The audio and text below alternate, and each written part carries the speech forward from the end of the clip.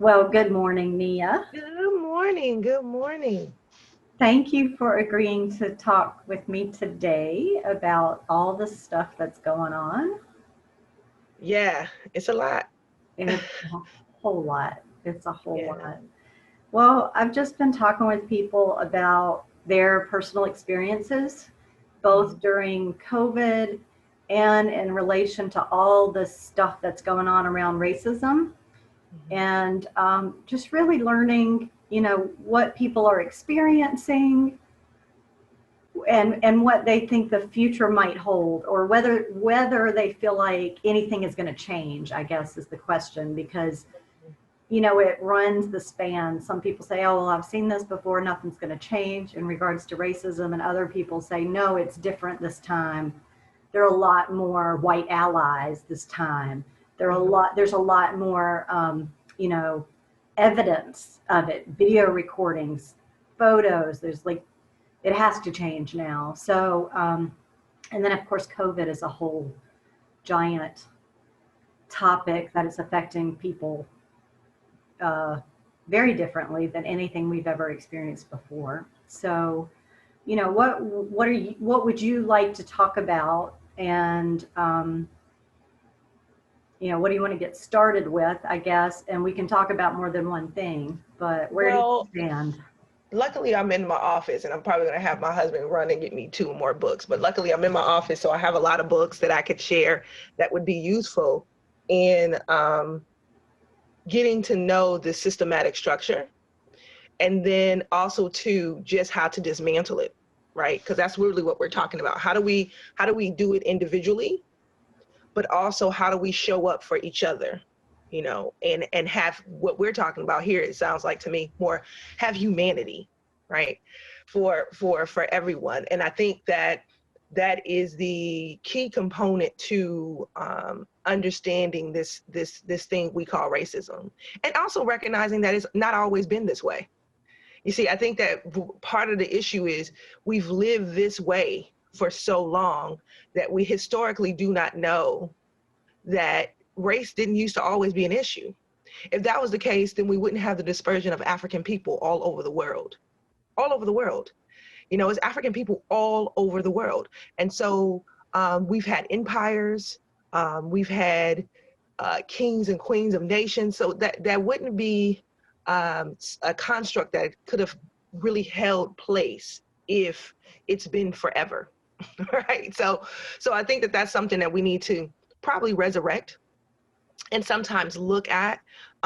There's a comedian by the name of Godfrey. He's kind of hardcore, but one of the things he said that was really important, when I'm dealing with coming from a family of a very mixed race family, I always say, we'll find each other if we shake our tree. So it's not it's one of those things where I feel like, we buy into the construct by buying into the constant, it's almost like it's a code of ethics. It's like, we constantly fall into the code of ethics in spaces and places, that says that racism matter, right? So, personally, I must say that there has always been a fight for me in this area. So I probably am one of the few, well, I wouldn't say few, because the people that I tend to be around are the same. But because I have a lot of academia friends, I have a lot of regular people, but my folks in academia tend to be social justice folks. So they are always fighting um, this idea of racism. But I think that we just really have to measure it for what it is. And getting back to what I was going to say about Godfrey, one of the things he says is that, just because you're in an interracial marriage doesn't mean that things are changing. And it doesn't mean that we can sex things away. When he said that, I was like, oh, whew, that was a hard one, right? Because he Yeah. brought to light something that we've known forever, that we've always been intertwined. Now, one would say, oh, because of slavery. Well, you have something like Bridgerton out right now that's showing you it happened before slavery, that we were mixed racing, right? Yeah. So it's not just from slavery. I mean, we have been a group of people who have races have always intertwined. you know, Yeah. like I said, if we all shake our tree, we'll find each other. I think that it is our job and our duty to dismantle the system and become human.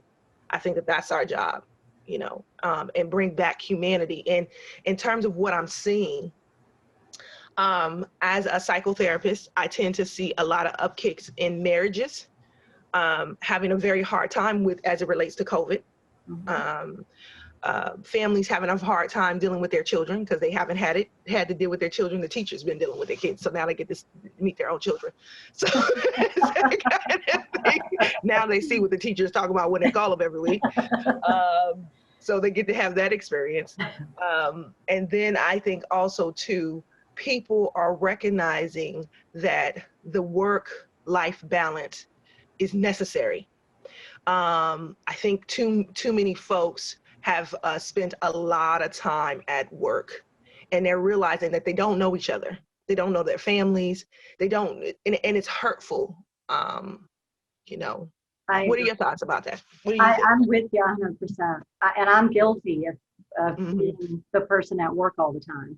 Mm-hmm. So I can completely relate to that, and know a lot of my friends are in the same boat. We're workaholics, and when the pandemic hit and we're at home with our whole families Mm-hmm. arguing over what to watch.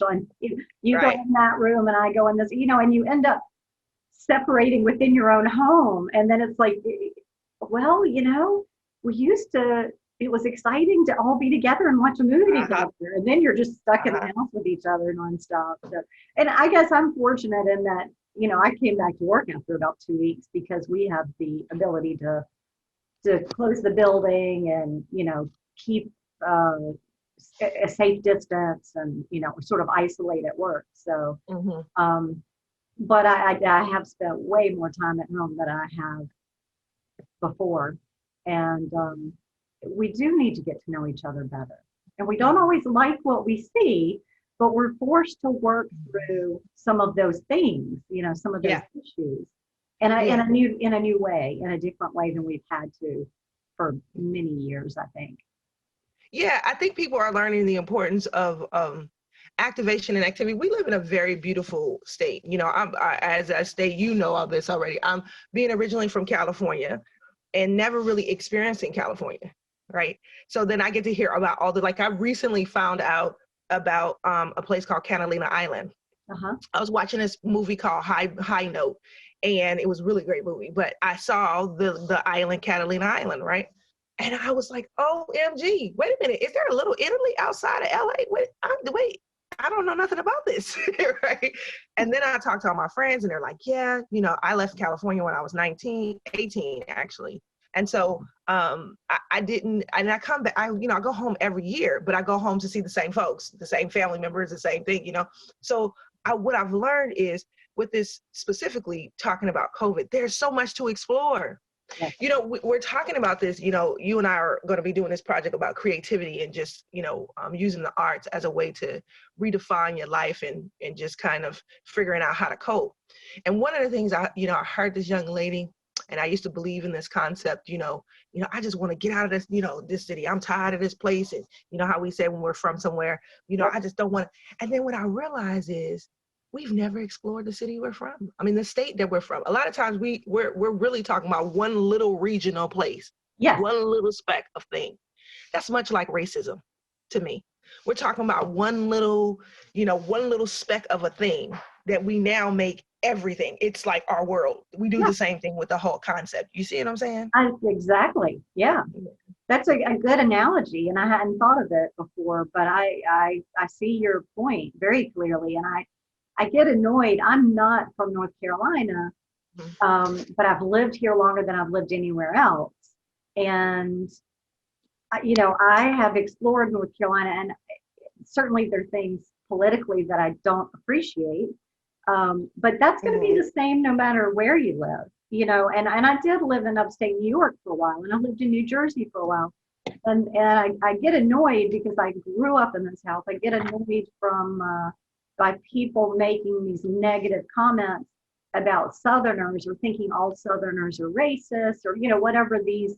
It's this. Well, I'm from this place, and this place is bad. Well, they're from that place, and that place is bad, and everybody there is bad. Or There's that race and everybody, it's just, it's so closed-minded and short-sighted, and people put themselves in those little boxes of, where they feel comfortable, and then everybody else is other, and those places are other. Right. And right. and we miss out on so much living. And so many opportunities, and I think that that's the point. The point that I'm making is, that is the key component to what you just said. When I look at living in Cali, for example, Cali is absolutely beautiful. We got mountains, we got snow, and we got the beaches, right? Yeah. Now, in my little microcosm, being from Oakland, California, I didn't know anything. I just knew about concrete and very little trees. Yeah. You know what I mean? So in my mind, that was Cali. Uh-huh. Right. So then I'm like, oh, that's not how Cali is. This is how Cali is. You know what I mean? And I think that is the same way we feel about each other. Because, I had an uncle, and it's interesting that you talk about Southern culture. I had an uncle who came to visit, and my family is originally, my grandparents are originally from New Orleans. No, Lafayette, Louisiana, actually. Uh-huh. And so when they migrated, they took their whole family. My aunts and uncles, actually, my great aunts and uncles are the only ones who came, and all of my cousins on my grandmother and my grandfather's side stayed in that area. Now, it's crazy to me how, my uncle who came to visit here in the South, he was like in awe because he's been born and raised, and he's second generation born and raised in California. And he was like in awe that we had strip malls, and it very much, Greensboro very much looked like a city. Yeah. And he was like, this is like it's not like, this concept that we're still lynching people. We're still, the Southern culture is still very much like the old South, or, Right. Confederate, and people have it with them. Yeah. But I think that this is what racism has done to our minds. Mm-hmm. It's locked our minds to believe that there's very little hope. So then when you have someone like a President Barack Obama or Kamala Harris, who's an Oaklandite, by the way, and at HU, Howard University, she went on a journey I went on. So it's pretty cool to see her now become president. So I see a lot of hopefulness, as you asked about that. I see a lot of people feeling very inspired. Mm-hmm. I see a lot of people feeling so inspired, that their children are activated. You see a lot of people with their kids, and, I saw a lot of pearls and, Chucks. Chucks are like an average shoe in Cali, in the Bay Area specifically. Okay. We all love Chucks. So, I saw a lot of people with pearls and Chucks, pearls for the AKA, and the Chucks just a city thing. So I love the tenacity, the empowerment she gave. I love all of that, but I am very careful on trendiness. Uh-huh. So what scares me sometimes is that we get so caught up in what's happening, and then especially with the media, with Facebook, with Twitter, with Instagram, you have all these things. So people get really actively engaged when one person is doing something, but we don't do the research to figure out how they're going to help us or hurt us. Right. And so I too must say that I have not done all of the research, because I'm not a politician. I stay in my lane. I'm a psychotherapist, right? And I let the politicians and the political folks teach me and lend their hand into where and what direction I need to go into. And I think more of us need to do that as well, because, if it's not our lane and someone can help us get there, then that's great, It was a lot of literature. I was very proud of North Carolina. They had a lot of literature coming out about the candidates politically. So you had the opportunity to really learn who these folks were. And so I did appreciate that, but I also think that we have to be very mindful about how are these individuals going to dismantle this system, the systematic structure that for a lot of people, they're just realizing is a real system. Mm-hmm. Right. They're just now acknowledging this is a system. Yeah. Yeah. So some part of it, when it comes to stuff like that, I must admit that some part of that makes, sometimes I go back and forth because I get enraged sometimes, and then I get, then I'm good, and then I get frustrated because I've been doing this since I can remember. my family has been social justice folks. We've been in this I have Black Panther members in my family. I mean, like, we've been doing this work for a really long time. Mhm. So for me, it's some part of me don't feel as much optimism and faith as I probably should.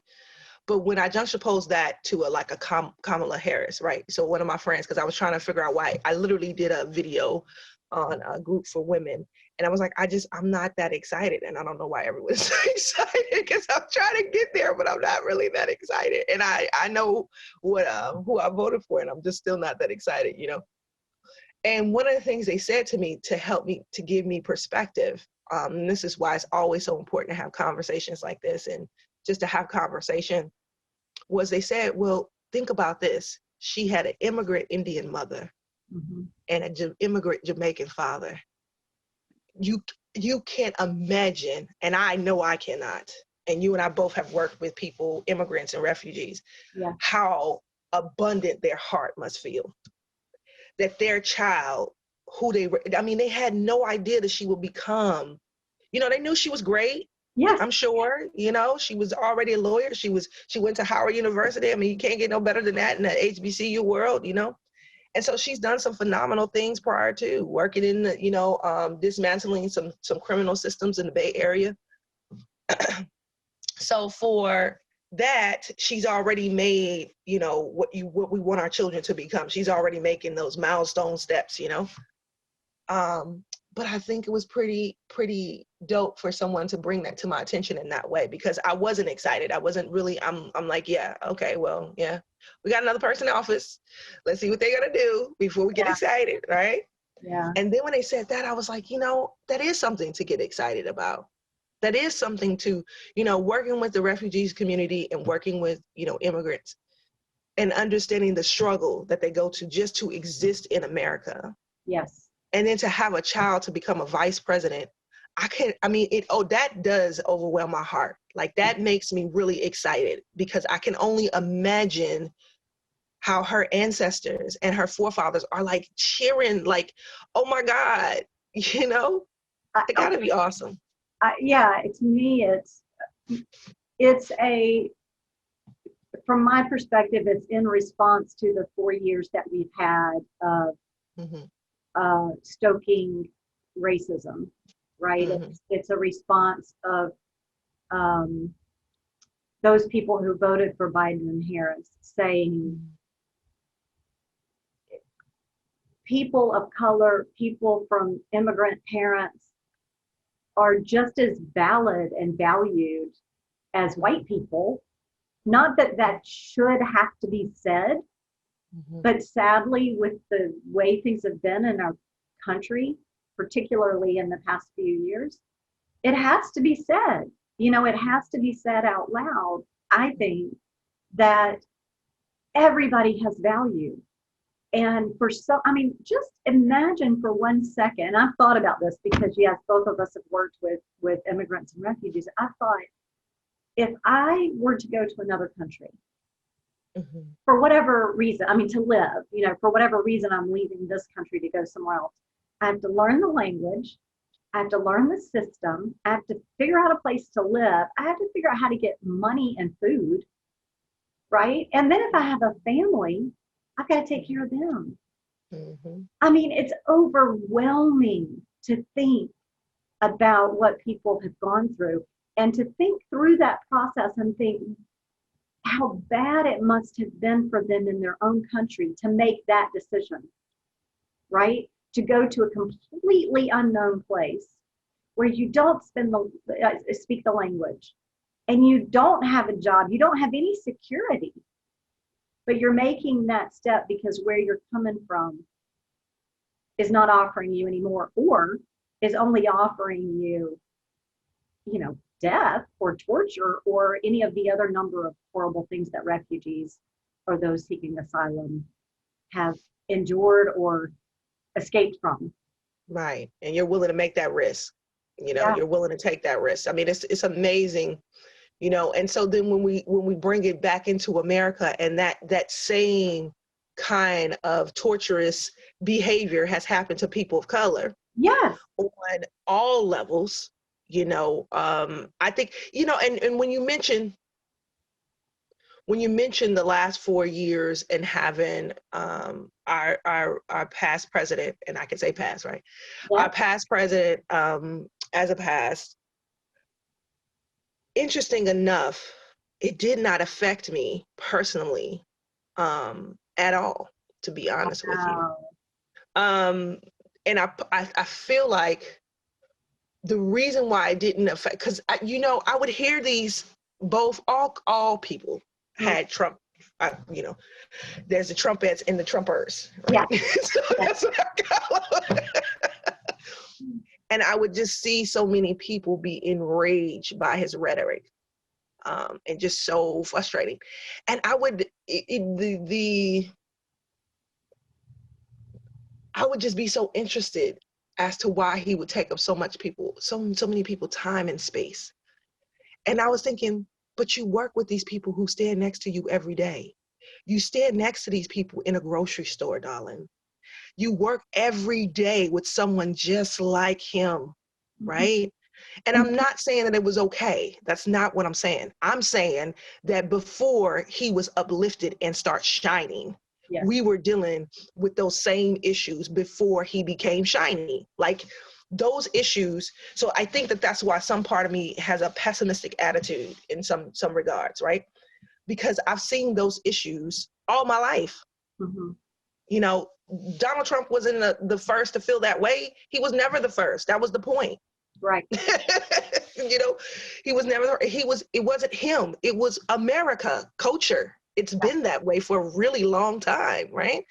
And so while it's a melting pot, it has this way of showing up. When they did the whole storming the Capitol, I was like, well, I hope they understand that every person who is of color don't look Black per se, right? So you just showed the rest of the world what they could do if they wanted to get in, right? And so then you're while you're trying to, on the one hand, and I was like, a great way to give people COVID too. I mean, it's just it's like, you're looking at it from this very simplistic space. And if we're looking at it from building an infrastructure and securing our country, then why would you want something like that to show up on TV? And this is why the rest of the world say we're the ghetto of the world. Like, because, I mean, people don't realize that there's a whole world of people. I tell people all the time, you do know that there is African Americans, Black people, however you identify, all over the world. Right. America's not the only place. It really isn't, right? But if you don't travel, you don't get out. So it's hard to talk to the people in the hood.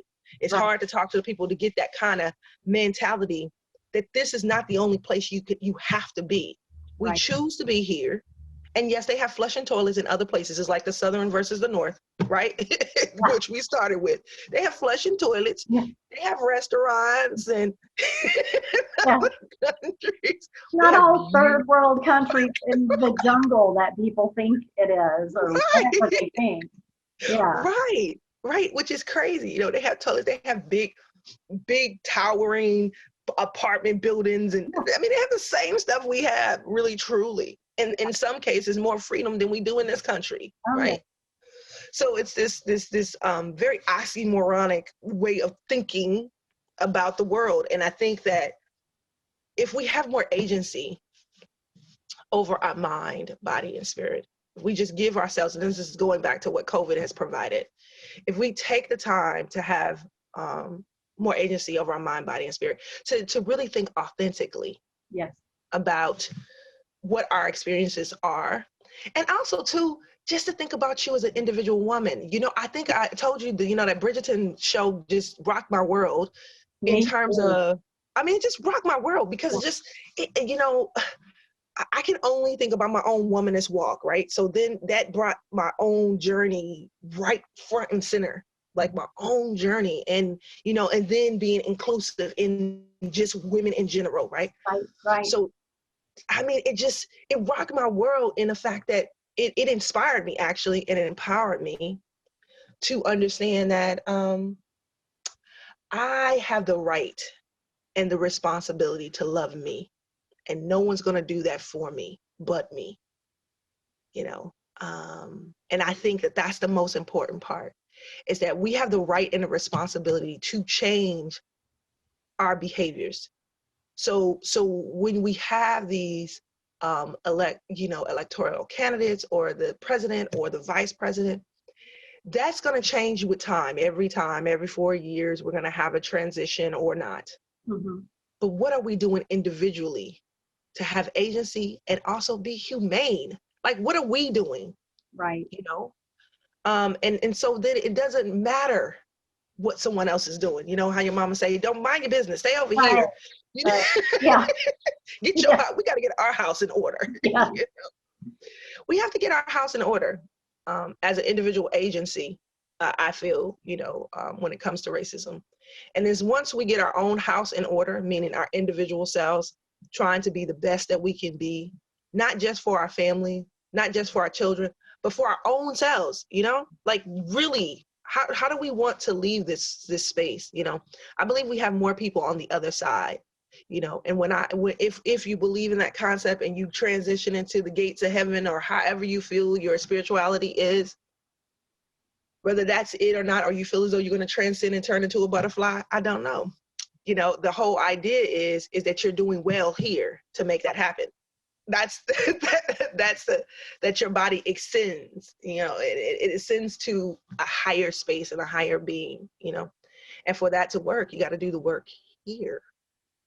So you made lots of points that I want to talk about. And so, one of my things is we don't know what happens after we die at all, maybe nothing, so why not make what we can make here while we're here every day as good as we can possibly make it for ourselves and for those around us.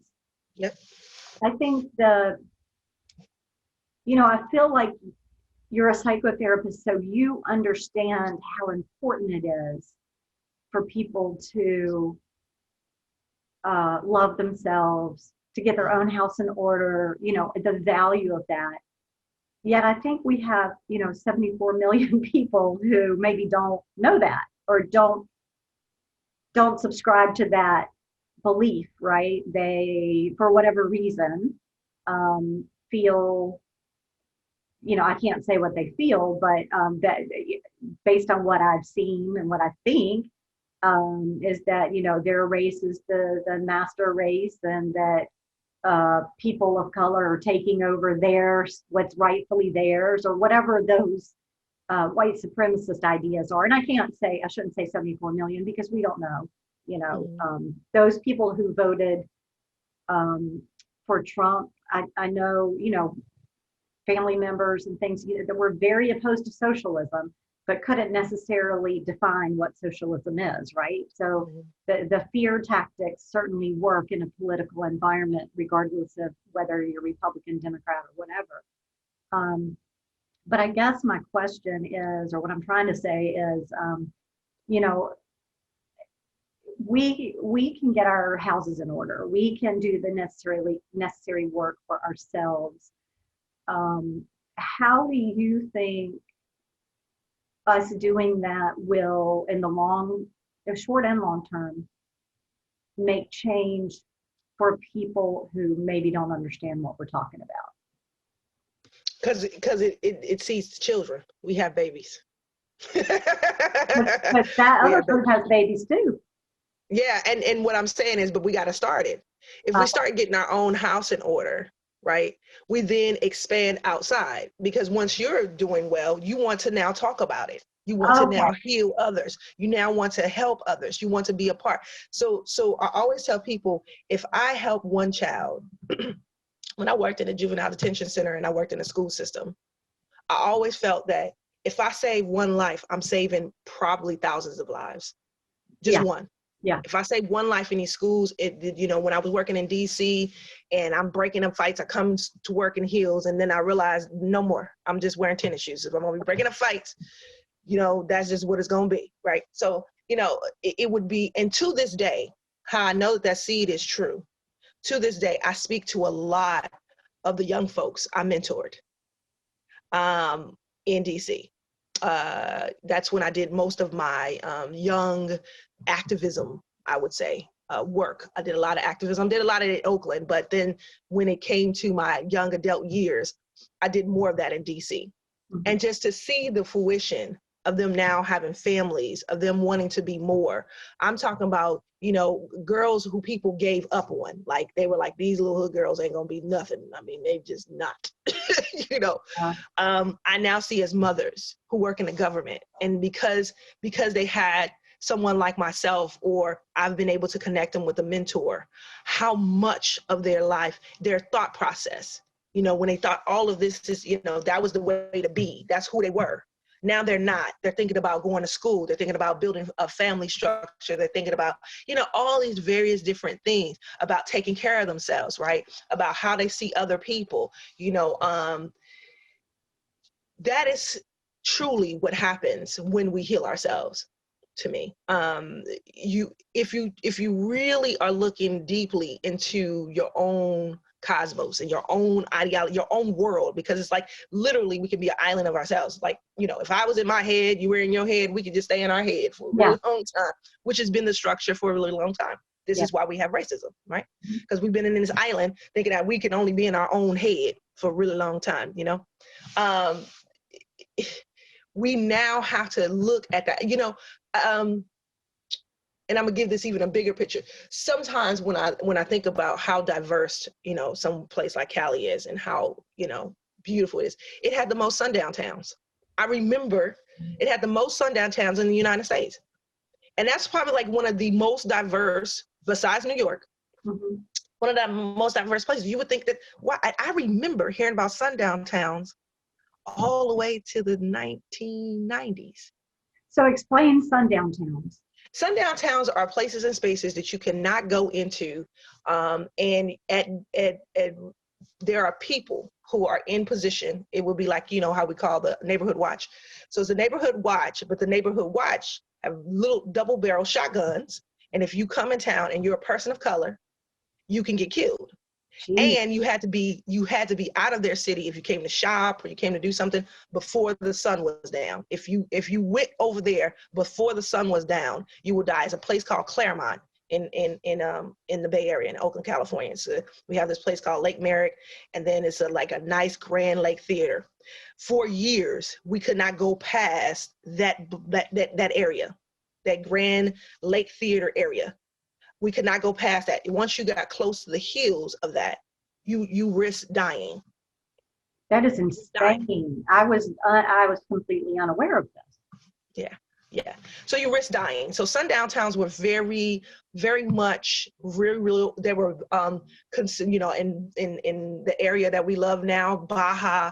The areas of what's the other place? A lot of places in LA area region, because you had more stars and people with money.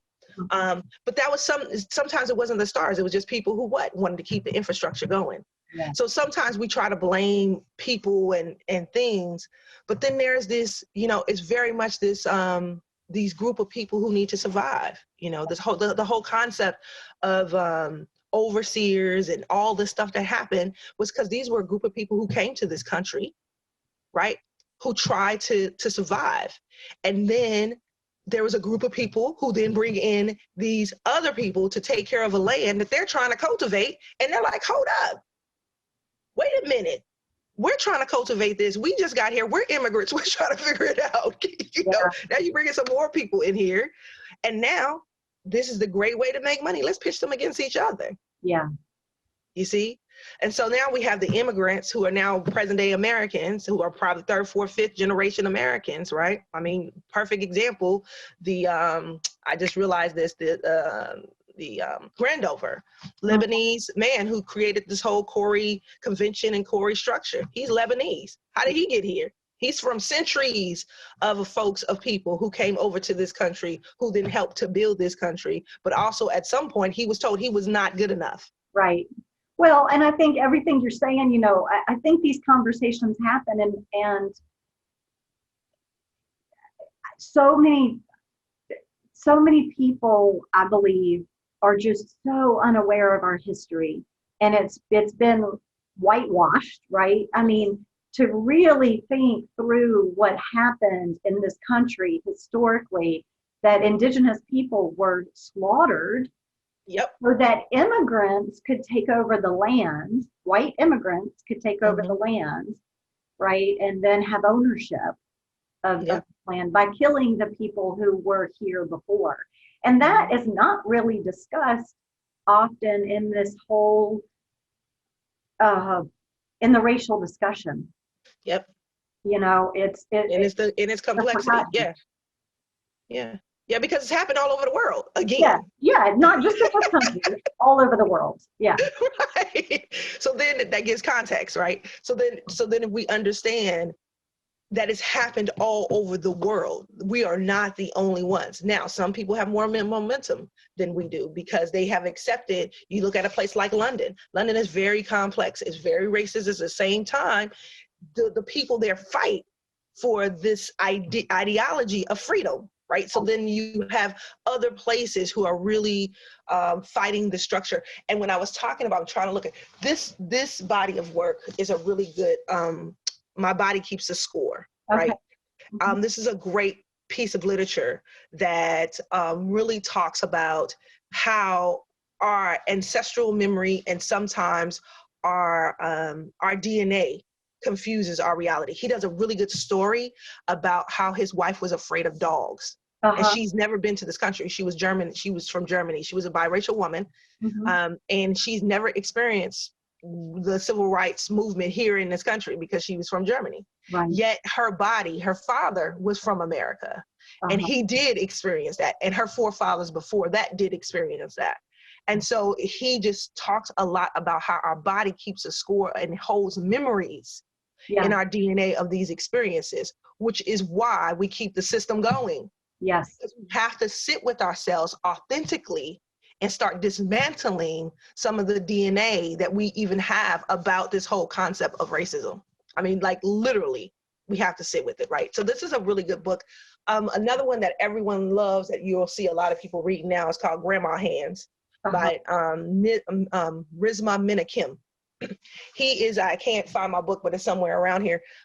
He is really talking about Black bodies and white bodies and how this whole thing started. He talks a lot about the conversation that I just had in reference to, here's a group of immigrants who was in this country after the Native Americans were slaughtered and, forced to be assimilated Right. to a westernized culture. After they were slaughtered, then these immigrants come in to try to cultivate the land because, the queen says you can go over here, not realizing that there was a group of people here before them, Right. given this kind of expansion of Christian concepts and faith, because that's really why the expansion even happened, right? Was the Crusades, the whole idea. So it is important. I'm giving a real quick, brief history, but Yeah. it is important for us to know the historical understanding of how we got here, because when we don't, we lose traction on our future, Right. because now we're seeing all these skeletons fall out that we never really studied. I tell my young folks, listen, go to an elder, talk to an elder. Reason being is because they know things that you will never understand. Right. And when they're gone, it's true. A library is gone. It's true. They host information that we just will never get. And so he talks about a lot of that stuff in the book and how we got to this ideology of racism and how it has benefited a systematic structure to continue its wealth and its prosperity. And Right. and it's hard sometimes being in a place like North Carolina, and to see the vast amount of land that people own that so many people could live on. Yeah. Yeah. and know that pretty much I know my forefathers helped to cultivate that land, and I don't even have an acre of it. Yeah. It is daunting. So to kind of sum all of this up, I feel like at the end of the day, in order to get out of this racism cloud of things, we have to do individual work. We have to choose to behave and think differently. And this is why I go back to the individual microcosm. You have to then decide that your children are worthy enough, whether white or black, are worthy enough to be. They're worthy enough to be. They're worthy enough to live. They're worthy enough to be free, right? They can't be free. Listen, I have taken care of many white children. I was a daycare provider at one point or another. They know nothing about the concepts of their parents. Nothing. That is all a learned behavior. Yeah. Which means that you can unlearn it. That's the point there. Oh, we need a lot better education. Yeah, overall, from parents and from schools. Yeah, I mean the children they only see that color thing literally when the parents implement that into them. Yeah. Other than that, they playing with their friend. Yeah. That's all they know. Yeah. That's their friend. Try to take them away, they'll fight you too. You understand? Like, I do, and I think that, you know, what you just said makes me think of something, because our children learn from us. Our children learn from their parents. And if parents continue to propagate this idea of racism or white supremacy or, you know, any of those hateful concepts, we have to have an alternative for them to learn something different, to learn that all people are created equally, to learn what the Constitution says and what it means. Yeah. And, you know, is our school system the right place? I mean, I think it is, because I think that having grown up in the US and having gone through American history classes basically and learned what I learned, it was very narrow. I did not learn the true history of our country. I learned the white man history of our country. And what I've learned about our country was on my own. Yeah. So that really, to me, sheds bright light on what needs to change in our school system, and that the history of our country and the importance of our Constitution, from the separation of church and state to the equality of people, to freedom of religion, that everybody doesn't have to be a Christian. Everybody doesn't have to be white. You know, we are supposed to be the land of the free. And as people are supposed to be able to reach their full potential and grow and learn from one. I mean, you know, it's this idea that is so beautiful and yet so far from the reality. And I think, you know, when you say that, that's the first thing that came to my mind is, especially here, was this idea of integration, right? I personally don't think integration did much for us in a different kind of way. When it comes to the schoolings and the systems, right? In that, I think that we should have always had a choice, right? But this idea that we had to then integrate was problematic to me, because when I look at historically, African Americans flourished together. They flourished together. I mean, it was uncanny and so beautiful to see Black Wall Street. It was so, I mean, the film that has been recently released about the cities and the places that we construct, because we're such a resilient group of people and we had so much left on our hands with nothing in our hands. We became these innovators and creators. I mean, some of our greatest, you know, thought-provoking folks came from this time when they didn't have access to all of these things. It's just very much like our children with phones today, right? It's like, you know, you get them access and like you lose your mind. Yeah. So it's like you got the computer, the phone, you know, all these things.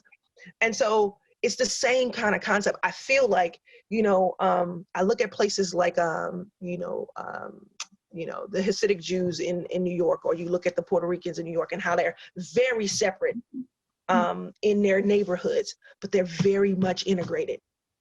So it's just like this thing where they're all in separate neighborhoods because they got their own little like communities. Literally, that was the first time I ever seen it, as in very, very much in a public space and very isolated. you know, but they interchange. They exchange all the time. And it's almost like, because I have something that shows me pride and love for me, I have no reason to want to hurt or harm or want to do to you. It's like, you know, I feel like we've never had traction on figuring us out, Mm-hmm.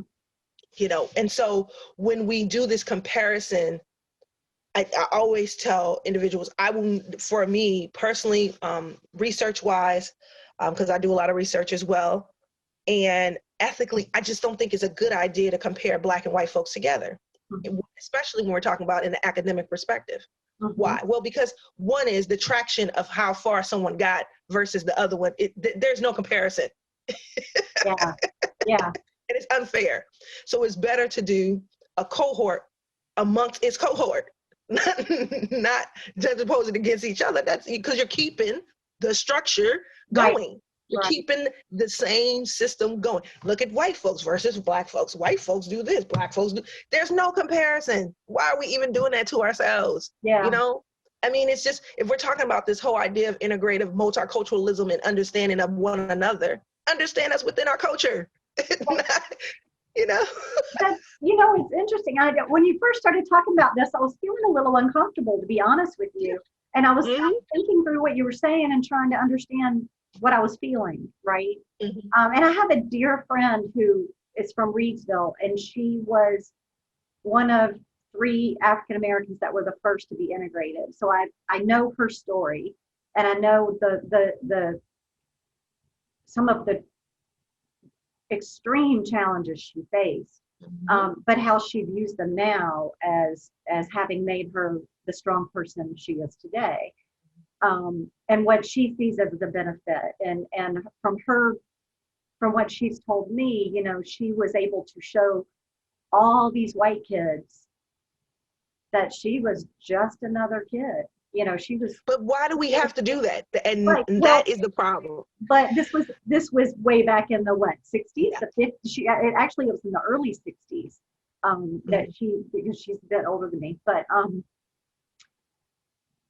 But I also, in thinking about what you were saying, you know, in New York, when we go visit, we go to Chinatown, we go to Little Italy.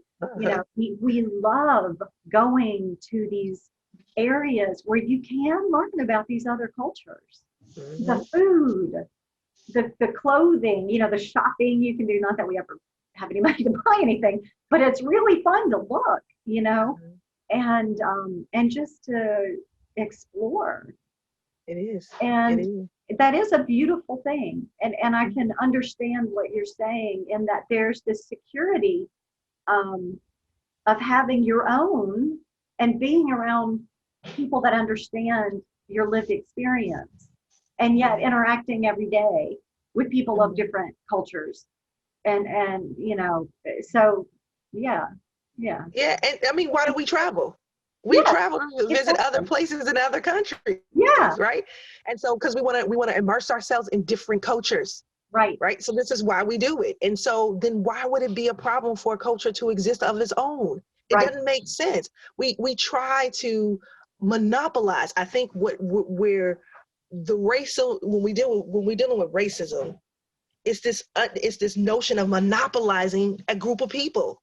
Yeah. It's this notion of owning a group of people. You can't own a group of people. Yeah. They have a whole culture that you must respect and understand, regardless. You know, I love it when white Americans can identify and say, you know, I'm Italian, and this is where my people come from. It doesn't offend me. Yeah. You know, I grew up with my whole life. I grew up with people like putting Irish cream tags on me, telling me, oh, you know, this is what is the holiday? I can't remember right now. But, St. Patrick's Day. You don't have a choice in California because there ain't nothing but Irish pubs on every other corner, and they're gonna make you wear something green, and then they come up to pinching you and things. I'm like, how many black folks are pinching you? Like, what's going on? You know, because you gotta wear something green. You know what I mean? So it's this idea of cultural identity that is so beautiful. And I think if we see it for what it is, I think it makes us all uncomfortable. To be honest with you, it took me a really long time to get to that understanding.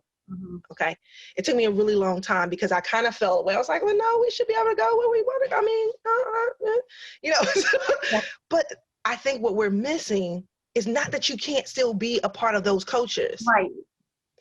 It's to say that leave them alone. If they're thriving and surviving as a culture, it's the same reason why we got Elm Street and all those immigrants in one apartment space, Yeah. right? Yeah. Yep. Because part of it is that they thrive together, Yeah. right? It's a And support so system. this idea that, you know, I think one of the ways when we look at, you know, dismantling racism and dealing with, be okay with people being proud of their culture and who they are.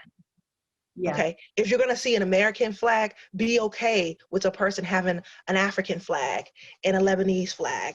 And you see what I'm saying? We got to get out of this space that because you come to America, you must then be American. Right. Yes. No, no, you're not going to be. And as a matter of fact, just because you're born in this country doesn't necessarily, Kamala just told you, she eats, you know, Indian food. I mean, like you grow up with a very multiplicited understanding of culture. And Mhm. this idea that it's only one way to Right. live in America when America is built on immigration altogether, it's crazy. We're not a monolithic people. We don't all think the same. We don't all do the same. We don't do the same. Yeah. And what makes us so beautiful is because we don't do the same. Right. And we should celebrate that. We should celebrate instead of trying to squash it. Yes, just stop trying to squash it. I mean, like, I look at North Carolina, and you know, this has always been my complaint because I've always complained to you. Yeah. I look at North Carolina and it has so many cultures. Yes. Every weekend, we shouldn't have to wait to the folk festival. We Right. got enough of a folk festival in Greensboro specifically, Yes. not to wait. Yeah. You understand what I'm saying? I agree. Yeah. It should be something every weekend. Yeah. Other cities explore it. Yeah. Other cities make it happen because they accept the fact that they have cultural hubs Mm-hmm. instead of having all these bigger places and all these, you know, places for white culture to exist. Mm-hmm. They understand that they have other cultures. And then it's not always black and white either. Right. Right. Other cultures Right. here besides black and white people. Yeah, I think about, you know, the Native American Gallery downtown has a Yes. beautiful event every year. And then there's and I don't know if it's still happening. There used to be an event for a China celebration of China event that's also incredibly beautiful. And we have a huge number of South Koreans here in town. And Yes. we've done a lot of work with the South Korean Senior Association. And I've been fortunate enough to be invited to some of those events where people are playing music and dressed in traditional, you know, outfits. And it's just, I mean, yeah, everything you're saying. Yes, you know, I think the challenge for many people, and I know when you first started talking about people living separately, right? And that first initial sort of check your body. Yeah, sort of checking myself. Why do I feel this way? Is that many of us, I would say, or I should just speak for myself, think, well, people should feel comfortable to live in this neighborhood or that neighborhood or here or there. People, you know, shouldn't feel like they have to live in, you know, only with, you know, their own kind or whatever. And so that was the initial sort of thought. But what you're saying makes complete sense. It's not people avoiding living in a certain area or living with white people or whatever. It's people celebrating their culture and having a space to do that. And that's beautiful. And that's what should be available to people from, you know, all over the world that come here. Yeah, I just think that we got to get away from that. And at the end of the day, you're exactly right. You know, you and I have the privilege of working in a lot of different cultures, and most people don't see that or understand that. And so with that being said, a lot of people don't understand the beauty of what it can bring. If you don't immerse yourself, if you're constantly trying to keep a racist, westernized way of being, you can't enjoy the beauty of other cultures. I love eating food of other cultures. I love learning about other cultures. I just think it's unfortunate that we're in such a Western society that we don't understand, you know, the importance of sharing our spaces together. You know, we don't understand the importance of, you know, just loving on one another for where we are. Yeah. And just because someone is proud of who they are, you know, of course, you know, I get it all the time because I dress in African attire and I wear authentic clothing. You know, I can wear a sari to an African dashiki to whatever I feel like wearing. And I just think it's really unfortunate that people would assume certain things. And that's on them. I don't really carry that. I don't really see it. A lot of times I forget even about it because this is my norm. Yes. That I'm seen differently. You know what I mean? When I walk in, it's just my brain doesn't work in that capacity. Right. But I think that we have to do better. You know, I think in general, and I know I have to go to get on a consultation, but I think in general, we just got to do better. Yeah. We just got to do better. And how we do better is by changing our minds about how we think about what is and isn't, and just take some time to reflect on what it is for us. Like you did in this moment, check your body. If you're uncomfortable with something, say it out loud and let's talk about it. Stop being afraid to have those conversations. I also think that African Americans got to stop being always so sensitive. Yes, people are going to say hurtful things. They say hurtful things all the time, you know, but you have to be in a space, in a position sometimes to challenge that thought process. You can't always run. You can't always get angry. You can't always get frustrated. If we're going to dismantle the system, we have to do it now. Yes. So when someone says something out of order, you help them out. Let's talk about that. Well, and I think it's the same. I mean, I say that to all of my friends, everybody that I work with, is don't let things go. You hear something racist, you got to speak up. Yeah. Every one of us has to speak up. Yes. And even the littlest of things make people aware of what they're saying and doing and how harmful it can be. Yeah. Yeah, I think it's, and I think when we were talking about in the beginning, you know, this idea of how, you know, the whole 4 years did not bother me because I don't think it's our work anymore. Mm-hmm. I don't think as an African-American woman, as a woman, then as an African-American woman as well, I just don't think it's our work anymore. I think that at this point, white folks got to stand up, and they got to stand up strong on their own views, because a lot of them have children that look like me. Yes. So it's not my work. It's not, I'm not doing that work anymore. I've always done the work. I'm going to continue to do it, of course, because that's what I do. But I think at this point, you know, your children interact with people who look like me. You have children that look like me. It is not my job to protect your children only solely by myself. I love that. So I love that. That's exactly right. Yeah. So that's where I am, Leah. Good for you. More power to you. Yeah. So I am going to go ahead and leave. I thank you for this conversation. Thank this has been awesome. you very much for being willing to talk with me today about some of the hard topics. So I appreciate it. Yeah. So let's do more. Going. Yep. Yeah. Have a good rest of the week. You the same. Thank All you. Right. Take care. Bye-bye. Bye.